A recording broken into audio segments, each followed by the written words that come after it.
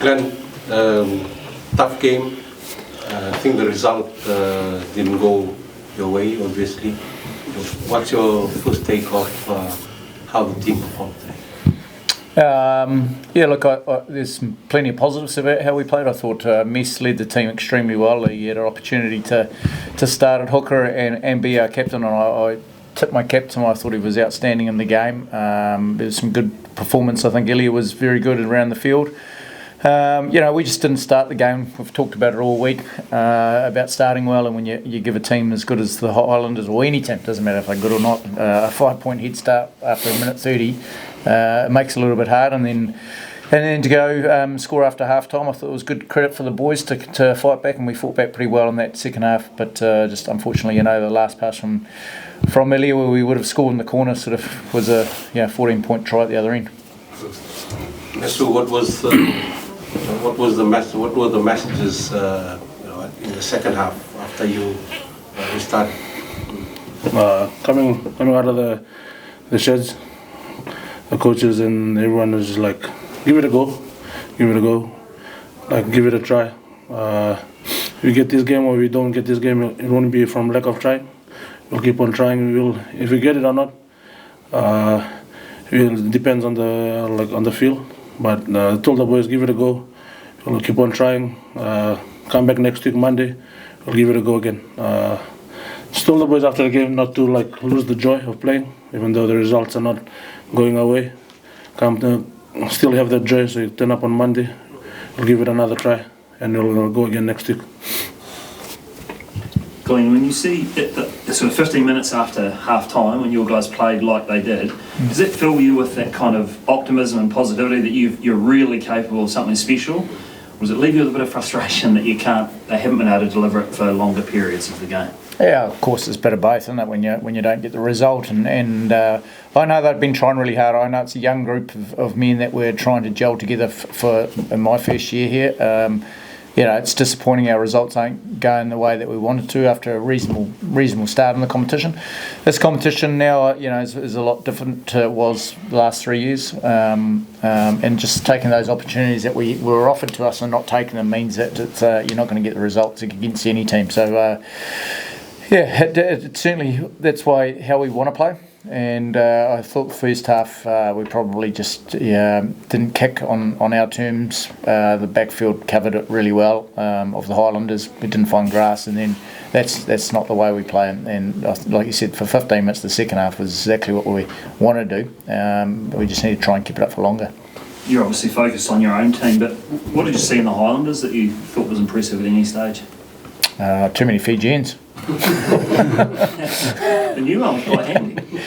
Yeah, no, we knew when we came down here they're a gritty team. They haven't had results going their way on the road, but we know all week we just knew how hard they work for each other, and that showed at the end, didn't it, with 2 late tries for them. Shows you what their jersey means for them and what they do for each other down here.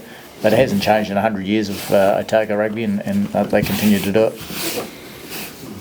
And you mentioned that competition changing over the past 3 years. Is that in terms of the quality this year's gone up? Everybody's looking better? Oh, absolutely. Losing obviously an Australian team. The Australian teams are certainly putting their hand up. I think with the fight for the Lions, playing the Lions means the Australian teams are playing well. There's no coincidence. Joe Schmidt's doing a great job with Australia, which means the Australian side are playing very well, and that side of the competition means that probably games that you could rest players or look after it, you can't essentially do that now because everyone's beating everyone. So the whole management of player welfare and looking after players in this longer period of time creates opportunities for teams to put it up. So it's a good scrap, and the competition's going good. It's in the short terms maybe difficult for you guys at the minute, but playing in a better competition is going to lead to a better Drua and better test team, isn't it, in time? Oh, it is, yeah. And we're here for the long game. It's hard to say that as a head coach after losing another game, but certainly I'm here because I love the boys and I love what they do and how Fiji play rugby. It's frustrating for everyone involved, including our fans and the people of Fiji, that we're not getting the results. But certainly it's not because of trying or care or wanting to do what we want to do. I just, like I said, for opportunities like Mess got today, I thought he was outstanding, and that's what we want to do: create good competition with each position. Just one last one for me. You know, when we watch the games in Fiji on TV, we see the crowds and the support's just unbelievable, just everywhere. What's it like in Fiji when results aren't going your way? Look, it's a fanatical country of rugby lovers. So when results don't go their way, it's like anywhere. You'd be disappointed if the fans didn't have a say or didn't care about the results. So it's hard for our young men as well. Like they want to perform. The pressure of performing in Fiji is high, but we're looking forward to next week. Hopefully, getting back to our ground that we love playing in Lautoka, and we want to put out a performance at 2 o'clock on a Saturday for our fans and make sure they understand why we're doing this and how much we love it. But it's not only for our fans, I think it's for our players that we've got to keep it positive around that results haven't gone our way this year, but this is a team that the competition needs. The Drua has been amazing, as you talked about. What Fiji has done for this competition has been awesome, as Moana Pacifica. So we need to make sure that carries on.